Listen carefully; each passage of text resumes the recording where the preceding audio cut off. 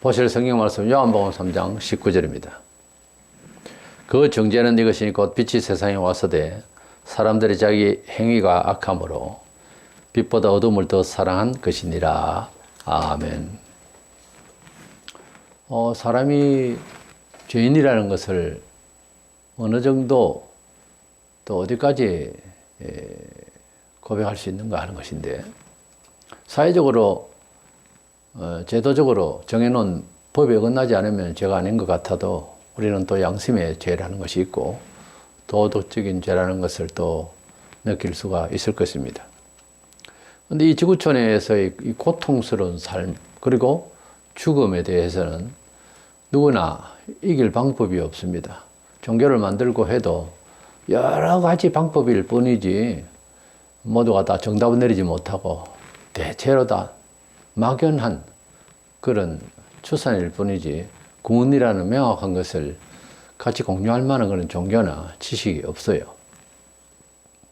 이래서 우리가 이 죄스러운 이 세상, 불신자들도 다 그렇게 허물을 이야기하고 죄된 세상을 이야기합니다.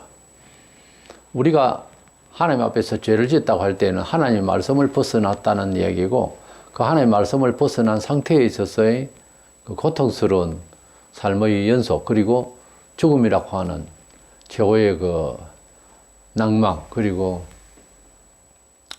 슬픈 이 헛된 삶에 대해서 어떻게 해결할 것인가 하는 것을 생각도 아니하고 그저 짐승보다 못하게 수고하고 괴로워하다 세상을 마치는데요.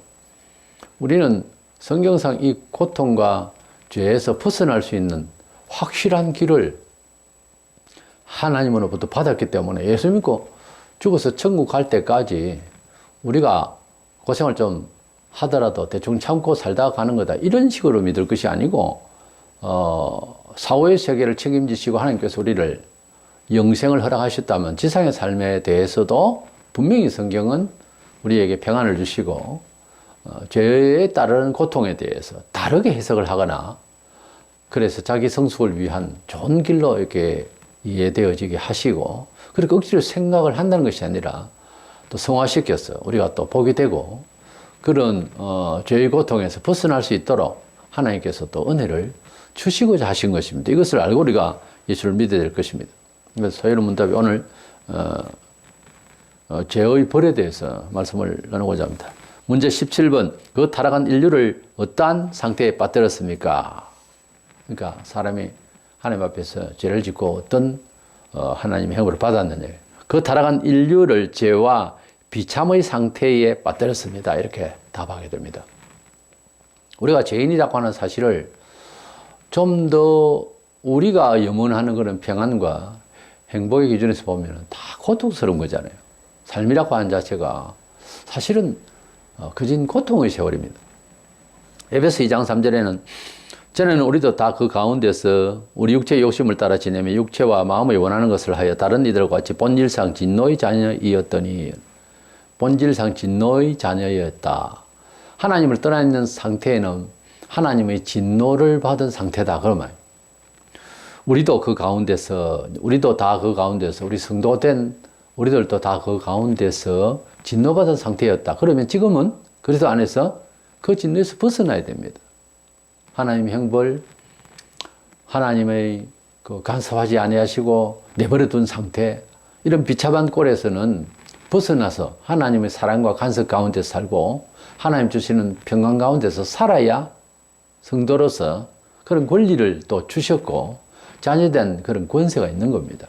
이 점에 대해서 한국교회 교인들은 하나님께서 속죄 이후에 대체해 주시는 또한 은혜의 사랑에 대해서, 실제에 대해서 너무 막연하고 또 가르침을 받지를 못하니까 약간 불교식으로 약간 염세적인 그런 신앙생활이 굉장히 오래되고 지금도 혹 한국인의 그 신앙 정서에 그런 게 많이 깔려 있어요. 그거 고쳐야 됩니다. 그래서 이 세상에 어느 시대에 살든 어느 어떤 환경에서 나서 살든 간에 인생은 죄와 그 죄의 뿌리가 다 있어서 또 살아가면서 이 세상에 여러 형태에서 완벽하지 않습니다. 항상 상대적 의식을 가지고 투쟁하고 또 스스로 가지는 듯 탐심, 이런 모든 것들이 작용해서 스스로 짓는 죄, 자범죄라고 그러죠. 이 죄를 짓고 문제를 안고 태어났고, 이래서 죄의 근성을 가진 존재라고 하는 사실 앞에는 누구나 하나님의 진노를 계속 받아야 하는 삶을 살다 가게 될 것입니다. 어느 집에 태어났든 무슨 환경을 구축을 하든 별로 다를 바가 없을 거예요. 하나님의 그 진노에서는 벗어날 수 없습니다. 문제 18번. 사람이 타락하여 빠져들어간 그 상태의 죄성은 무엇입니까? 답으로서 사람이 타락하여 빠져들어간 그 상태의 죄성은 아담의 첫 죄의 허물, 원래 가졌던 의의 결핍, 그의 본 성품의 부패, 본 성품 전체의 부패, 곧 일반적으로 원죄라고 부르는 것과 또 그것으로부터 나오는 모든 실제적 범죄 등입니다. 사람이 죄에 빠졌다는 말은 원죄를 안고 있다는 것, 그 원죄를 받음으로써 아담과 하와가 받았던 하나님께 처음 주신 그 어려움과 영생의 또 어떤 그 가치들을, 생명과 또 그 가치 발휘, 도덕성, 이런 모든 것들이 다 무너진 거예요. 그리고 그 원죄의 뿌리로 인해서 다른 또 죄들을 우리가 스스로 우리 생활 중에서 나타내고 허물이 많아져 버렸습니다. 그래서 아담의 후손인 우리 사람은 누구나 죄를 안고 태어나고 또 그 죄성으로 인해서 죄를 자꾸 짓는 거예요. 죄의 모양만 좀 다르지 다 죄가 되는 겁니다. 에베소서 2장 1절 너희의 허물과 죄로 죽었던 너희를 살릴 수 있다. 허물과 죄, 같은 얘기지만은 우리의 도덕적, 윤리적, 우리의 의식적인, 우리 영적인 스스로 짓는 죄와 또 원죄로 인해서 우리는 죽은 상태다. 하나님께서 사람을 보실 때에 예수 믿기 전에는, 거듭나기 전에는 다 죽은 영혼 상태로 보십니다. 그러니까 우리 사람이 살았다 하는 이름을 가져서는 사실은 죽은 상태와 같이, 꽃을 꺾어서 꽃병이 꼽이면 땅에서 재배하고 컸을 때 그때와는 다르게 곧 시들게 되죠. 얼마 못 가죠. 꽃을 꺾었을 때 그것을 그야말 그대로 그야말로 꺾어진 거지, 그건 심겨져 있는 자기 생명을 계속해서 유지할 수 있는 게 아니잖아요. 우리 사람이 죄로 말미암아서 사실은 꺾여져 버렸어요. 살아있는 듯 하나 조금 오래 갈 수도 있고 금방 시들 수도 있고 사람마다 좀 다르죠. 그래서 우리 사람은 사실은 죽은 것 같은, 그래서 죽은 자는 사실은 움직이지를 못하고 말을 할 수가 없죠. 그와 같이 우리 사람이 말을 하고 활동을 해도 전부 다 죽은 소리라는 거지. 사람이 가지고 있는 철학과 우리 사람이 가지고 있는 무슨 나름대로의 창의력, 이 모든 것들이 하나님을 만나기 전까지의 모든 사생활, 우리가 이루고 있는 문화들, 이 모든 것들은 사실은 생명이 없다는 거죠. 또 우리 스스로 인생사를 둘러볼 때 그렇게 여기고 있어요.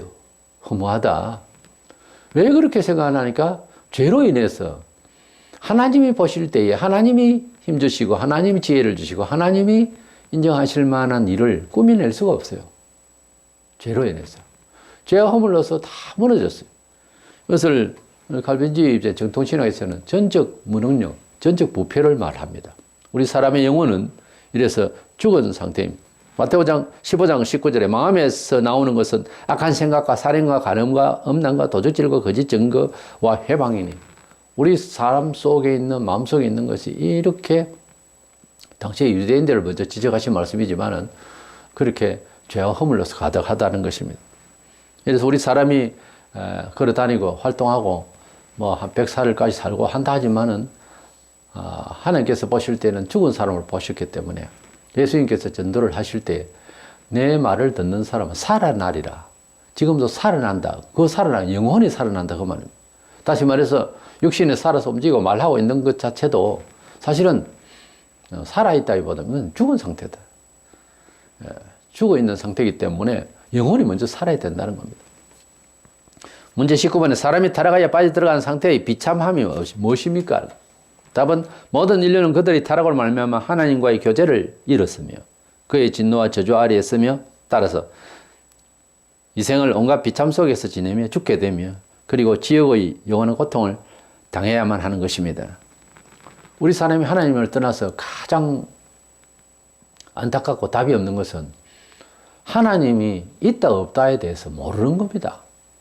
원래는 알 수 있는 사람이었어요.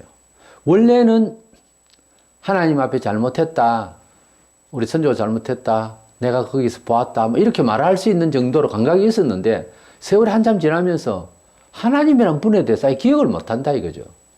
우리 사람이 어떤 경험도 오래 가버리면 이 기억이 가물가물해져요. 그래서 이 죄에 대해서 모두 다 같이 그렇게 사니까 우리가 지금 살아가고 있는 게 정상이 아니라는 것을 스스로 비판하기 어렵습니다. 소돔 고모라 시민들이 자고 깨니까 하늘에서 유황불이 비 오듯이 내려와서 불타 죽었다, 이래 된 것이 아니고, 아마 짐작컨대 우리가 이렇게 사는 것이 정상일까 하는 생각을 못하는 중에도 죄를 짓고 있지만 안다고 해서 의인이 아니거든요. 죄를 짓고 있지만은 야, 이래 살다가 파멸이 오겠다 이런 생각도 했을지 모릅니다. 그때 당시에 사람들이 아기 때부터, 소아 때부터 아예 악한 것만 보이는 겁니다. 가정교육은 그렇게 무서운 거예요. 자꾸 보고 자라지 않습니까? 소돔 고모라 시민이 전체가 불에 다 죽어야 할 만큼 잘못됐느냐? 네, 잘못된 거예요. 정상이 아닌 거예요. 사람으로서 도저히 가치가 없었습니다. 하나님 보실 때. 하나님이 너무 무섭게 성질 급하게 사람을 죽이든지 아니면 사람이 한중에 흉악했든 둘 중에 한 가지일 것 아닙니까? 그러나 우리가 하나님은 사랑이 완전하시고 모든 지혜와 판단이 완전하신데 그렇다고 해서 화를 내가지고서 기분 나쁘다고 사람을 죽이겠습니까? 아니거든요. 그렇다면 유대인들이 우리가 형벌 받았을 때를 생각해 봅시다. 예수님께서 유대인들의 정신은 성전에 있었어요. 근데 성전을 지급하는 데 있어서 강도의 훈련을 만들었도다, 그런 말씀 하세요. 유대인들의 사생활이 성경에서 이렇게 저렇게 보이잖아요. 예수 자신에서 우리 한국에서 그렇게 하셨어도 한국 사람의 정신도 그렇지만은 그분을 크게 나쁘게 볼 게 뭐 있죠? 죽여야 할. 근데 유대사회 전체가 백성들이 예수에 대해서 그냥 거부하고 죽이도 마땅하다고 하는 생각을 가지고 있었거든요. 그게 과연 옳은 건가? 유대인들의 사생활이 종교생활과 일반 사생활에 대해서 여러 말씀들이 나와요. 보면은 흉악하게 변해 있었어요. 유대 사회가 엉망이었습니다. 그 영혼 상태는 하나님을 떠나 있었어요. 3년 동안이나 그러지 마라, 회개하라 가르치셨어요. 많은 사람들이 예수님을 따랐어요, 따르기를. 그런데 정확하게 해석하고 잘 가르치고 할 의무도 있고 한 그런 지혜로운 사람으로 취급된 율법사, 율법교사들하고 또 종교라고 하면 무엇보다 그들의 심장이자 그들의 아버지자 그들의 모든 삶의 그 지도자가 된다는 제사장들, 대제사장 전부 타락해 있었어요. 그런 상태에서 특이하게 원료를 지냈던 니고데모라든지 아리마대 요셉, 이런 사람들이 혹시 예수님을 만나는 경우가 있습니다. 구원을 받게 되고요. 그래서 대다수의 사람들이 형벌 받을 수밖에 없는 지경에 놓여 있었어요. 예수에 대해서 우리가 안 믿는다 치고 삼자 입장에서 살펴보면 도저히 이 사람을 죽일 이유가 없는 거거든요. 빌라도 총독도 몇 번이고 살려주려고 죄가 없어 보이는데 자꾸 억지를 부리니까 죄가 없어 보인다고 그렇게 하다가 백성들이 하도 들고 일라니까 자기 자리 위협도 느끼고 기분도 안 좋고 자기 처도 말렸어요. 그러지 말라고 저 사람을. 근데 십자가에 못 박도록 내버려도 그래 보내버렸어요. 그런 엄청난 실수를 하지 않아야 할 실수를 빌라도는 역사 속에서 하고 말았죠. 그래서 우리 예수님이 바라보던 세계관, 우리 예수님이 바라보던 유대 사회관, 우리 예수님이 바라보던 정치인들, 우리 예수님이 보시고 책망하시고 가르치려고 하셨던 종교계 인사들 잘 살펴야 됩니다.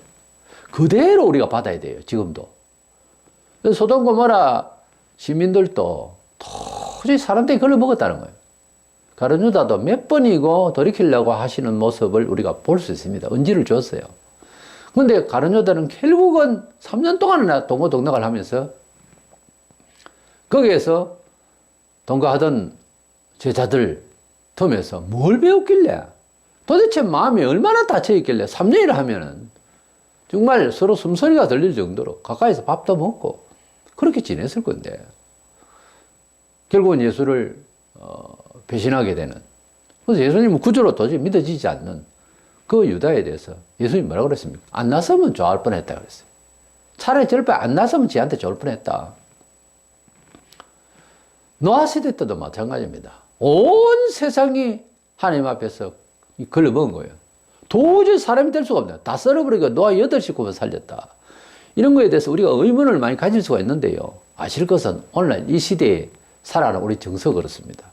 그래도 그나마 하나님 믿으니까, 그래도 예수 믿는다 하니까 뭐요? 교회 나가니까 그 말이에요. 단적으로 말하자면 괜찮으려고 생각을 한다는 거죠. 과연 그럴까요? 그렇다고 해서 하나님 버리시겠느냐? 글쎄요, 이미 버렸는지도 모릅니다. 우리가 합리적으로 시대를 살아가면서 시대에 대한 자기 합리화라는 것이 유대인들에게나 소돔 고모라 시민들에게나 노아의 때나 같았을 것 아니에요. 너도 나도 같이 생각하는 가치 기준이 사회적 정서라는 게 역사의식이 있기 때문에요. 근데 역사의식을 바르다 옳다 그러다 행불행을 느끼는 것까지요, 우리 사람의 기준에 맞추면 그 시대에 적응을 하게 돼 있다는 거예요. 사람은 그렇지 않습니까? 자기 개성 존중하려고 그러고 자존심 살리고 사회 모든 사람 덤바구니 속에서 그냥 묻어서 살려고 하는 이런 정신이 있거든요. 왜냐하면 살아나가야 되니까. 근데 항상 우리를 어느 순간쯤은 세워놓고 정말 주님 말씀 거울 앞에 서서 뭐라고 했는지를 봐야 되는 거는요, 시대 역사 속에서 그 시대에 의식하다 다 죽은 사람이 많으니까 정신을 차려야 되는 거예요. 이 시대에 어떤 것이 가장 좋겠느냐, 최선책이 뭐냐, 이것이 아니고 이 시대에도 꼭 들어야 할 주의 말씀이 뭐냐에 귀를 기울여야 되는 겁니다. 그래 자기 영혼도 살고 자기 가족도 사는 거예요. 실제로 제대로 사는 거예요. 제대로 산다는 것은 제대로 행복할 수 있다 그 말입니다. 죄에 빠져서 죄의 의식 속에서 사는 만연해 있는 사회 속에서는 우리 존재에 대해서, 우리들의 존재에 대해서 정체성을 제대로 알 수가 없어요. 성경에서 이것이 죄라 하면 마음에 안 들리잖아요. 그러나 그것이 죄라고 여기라 하면 계속 전줄 생각하려고 해서 죄라고 알아야 되는 거예요. 고백하고. 그런데 너도 나도 죄라고 안 여기니까는 죄라고 안 여기고 그렇게 생각을 안 하는 것이 잘하는 것이 아니라는 거죠. 말하자면. 창세기 3장 8절에 아담과 그 아내가 여호와 하나님의 날짜를 피하여 동산나무 사이에 숨은지라. 죄를 지고 난 뒤 아담과 하와가 하나님을 떠나서 방황이 아니고 적어도 두려움 속에서, 공포 속에서 있었던 겁니다. 죄의 그 비참함 중에서 제일 큰 난점이 공포입니다. 그것도 거듭 죄를 지으면 둔해질 수도 있습니다만, 그러나 역시 공포는 떠나지 않습니다. 우리는 이 세상에서도 불법을 행하고, 가령 운전을 하다가 불법적으로 턴을 했다든지 신호를 무시하고 지났다. 그래서 저만치 가니까 경찰이 서 있다. 불안해져요. 그 사람 분명히 언덕 넘어 있는데 안 봤단 말이에요. 그래도 불안해지겠죠. 약간 불안합니다. 사실 죄를 지으면 불안해요. 세상에서도 나름 정직하게 산다고 하는 사람 떳떳해요. 목소리 커요. 뚜렷해요. 잘못한 거 없으면 그 부분에 대해서는. 근데 잘못했죠. 얼굴을 아무리 감추려고 해도 거짓말 하는 사람들은 멀쩡하게 하는 경우도 있어요. 완전 사람 속이는 사기꾼들. 그런데 그걸 떠날 수가 없어요. 불안이라는 거. 예. 그게 정상이고 그것이. 근데 신앙인도 마찬가지입니다. 예수님을 구주로 믿고 내 자신을 주님께 다 맡긴다고 하는 사람이라면 떳떳해야 됩니다. 일제 때 핍박이 내가 뭐 잘못해 핍박합니까? 예수 믿는다 하는 바람에 핍박을 하고, 또 억지로 네 죄를 알렸다 이런 식으로 우리를 몰아넣으려니까 핍박을 하는 거죠. 근데 믿음의 그 장부들은 떳떳했어요. 왜냐하면 일상에서 자기를 털고 회개하고 한 사람은요 떳떳해요. 진리 안에서 힘을 가집니다. 정직해지고. 그런데 불안하고 도망가고 회개를 하는 소리예요. 회개가 부족하면 도망갑니다. 회개가 안 된 사람은 떨려요. 두렵고 못 이겨내요, 자신을. 그런데 일상에서 회개 운동이 잘 되고 하는 사람은 안 피합니다. 점잖은 듯 해도 핍받고 환란이 오면 다 도망가요. 여러 가지 방법을 써서 서울 빠져나가 버립니다. 왜요? 죄가 물고 가는 거예요, 그 사람을. 죄가 나 자신을 끌고 간다니까요. 잘 하는 게 아닙니다. 지금 자기 자신에게 자가당착에 빠지는 거예요. 해방이 되었습니다. 그 이후에 예수를 배신하고 떠났던 사람들이 감당을 할 수 없어요. 세상이 이렇게 될 줄 몰랐지. 그래서 얼굴을 못 들고 살았어요. 예수 배신하는 사람들이 한동안. 신앙적으로 산다는 사람은 더더구나 예수님께서 참되신 트루스한 진실된 주님을 만났으면 진실한 영이 속에 들어와야지요. 그런데 사람이 무섭고 그렇다면 아주 회개가 안 돼서 그렇습니다. 신앙인으로 정직하게 살고 주의 뜻대로 살겠다고 한다면 부족한 건 회개하면 되고요. 회개하면 다시 정직해져요. 사람이 떳떳해지고. 회개를 안 하면 계속 두려워서 도망갑니다. 이 성경에 심리적으로 그렇게 나타나 보이잖아요. 언제 짓고 난 뒤에 두려운 건 왜 두려웠어요? 뭘 잘못했는가? 하나님의 말씀을 어겼다는 거죠. 에베소서 2장 2절에 그때 너희가 그 가운데서 행하여 이 세상 풍속을 쫓고 공정의 권세 잡은 자를 따라서니 곧 지금 불순종의 아들들 가운데 역사하는 영이라. 이 지구를 둘러싸고 있는 공중, 영적으로 이 세상을 악하게 그리고 세속적으로 타락하여 죽음으로 몰고 가는 악마가 있습니다. 그것이 마귀입니다. 이 마귀가 수하의 별과 같이 하늘의 별 3분의 1 정도의 수하가 귀신들입니다. 이 귀신들은 사람이 죽어서 귀신된 거 아닙니다. 타락한 천사들입니다. 역시 마귀도 천사들의 대장 중에 가브리엘, 미겔 다음에 한 대장이 있는데 그도 타락한 천사장입니다. 그래서 이 마귀가 사람들을 타락하게 하고 있다고 하는 사실을 세상 사람들 알지 못합니다. 마치 북한에 나서 김일성 수령 만세에 가고 어릴 때부터 그거부터 배우듯이 아예 이 세상에 태어나서 하나님을 알지 못하니까 마귀가 가르쳐 주는 대로 교육받고 학교에서 선생님은 교육을 합니다. 그런데 이 초등학교 때부터 가르치고 유치원 때부터 가르치는 이 말과 이 내용들이 사람답게 살아가는데 필요한 것이라고 생각해서 어떤 철학이 반영된 거죠, 다.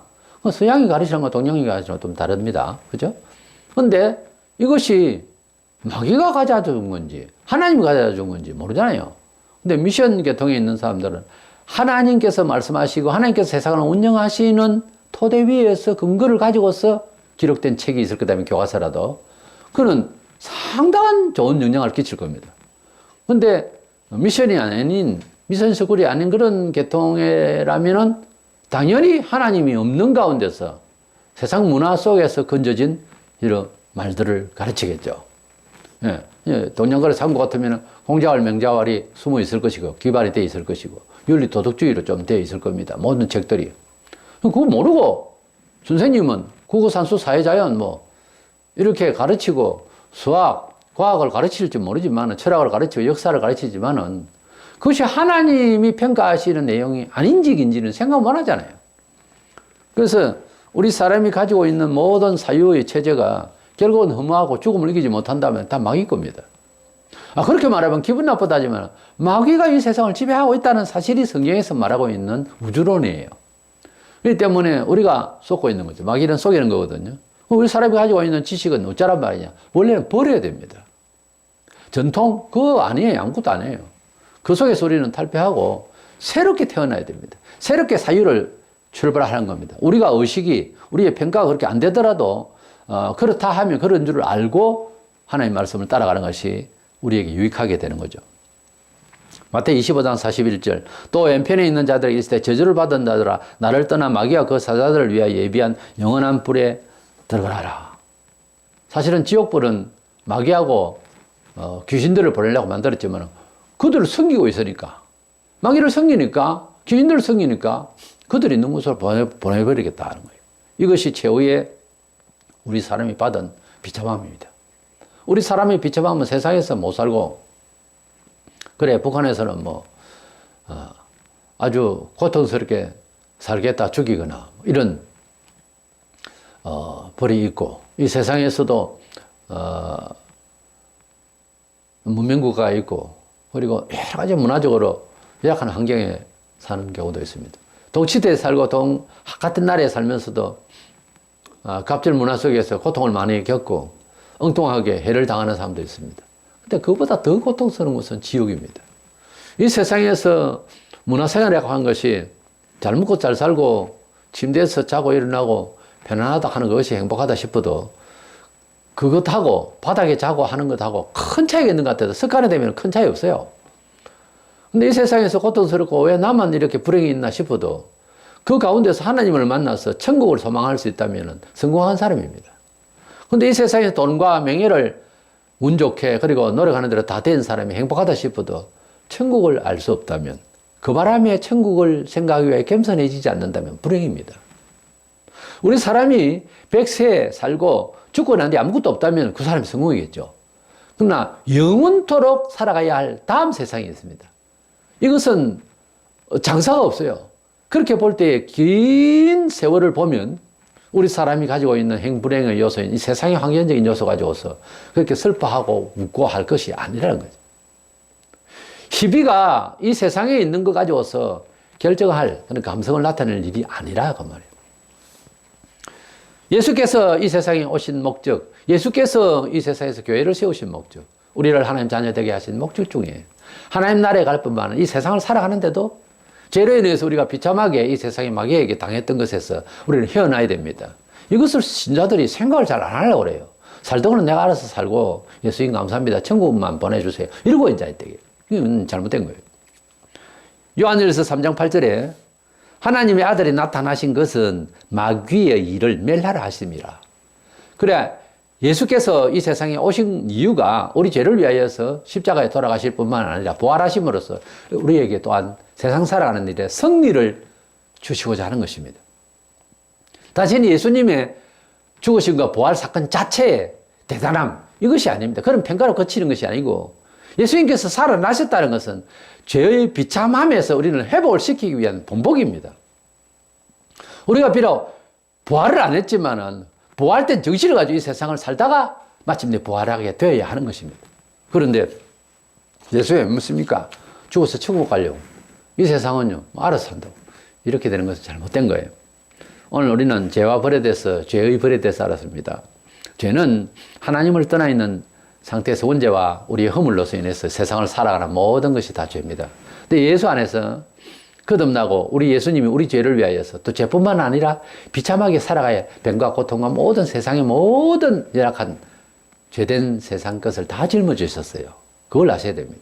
이 세상 것을 또 우리가 우리의 주님의 힘으로 또 주의 말씀대로 살아서 우리 하나님께서 허락하신, 우리 하나님께서 원하시는 자녀의 권세를 부리면서 이 세상을 팽정을 이루고 망가나지 걸어가네 승리하고 이 모든 세상을 우리가 지배하는, 그야말로 태초에 우리 세상을 정복하고 땅을 지배할 것을 말씀하신 대로 그런 맛을 우리가 나타내면서 행복하게 이 세상을 승리하면서 살아야 됩니다. 억울하게 산다고 하는 것은 없습니다. 우리가 이 세상을 살면서 고난과 핍박은 있어도 세상 속에 묻혀서 억울해서는 안 됩니다. 그걸 억울하다 생각하고 참아야 된다, 이건 잘못된 거예요. 이런 일에는 주님이 뭐라고 하실까? 이것만 남았지. 우리가 이 세상을 살면서 억울해도 참아야 돼, 이건 아니에요. 그래서 예수님을 통해서 우리가 죄에서 해방됐다면 감사함으로 이 세상을 그저 이 세상 것을 이겨나갈 수 있는 힘과 그런 철학이 우리 의식 속에서 생생하게 일어나야 되는데 우리가 일상에서는 좀 그렇지 않죠. 그러나 늘 항상 기도하고 주님 허락하심을 마음껏 누릴 수 있는 저와 여러분 되시기를 원합니다.